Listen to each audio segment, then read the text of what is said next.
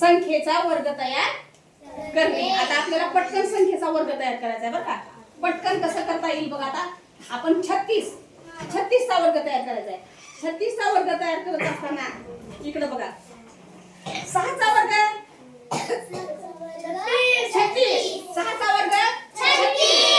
आता 36 ला 6 हातचे आले 3 हातचे आले 3 6 18. अगोदर गुणाकार करायचा. गुणाकार करून त्याच्या दुप्पट करायची.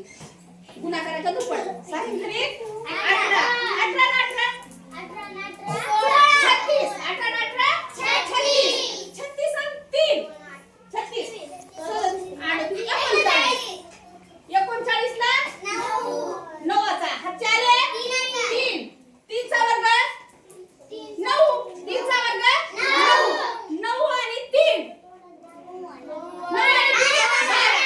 आला बरोबर. तर संख्येचा वर्ग आपण असा करायचा. कसं करायचं इकडे लक्ष द्या. अगोदर कर 6 चा वर्ग 36 केला की तर 6 घ्यायचे हातचे आले 3 आणि पुढे 6 दोन्हीचा गुणाकार करून गुणाकाराच्या दुप्पट करायची. अगोदर गुणाकार नंतर त्याच्या दुप्पट 6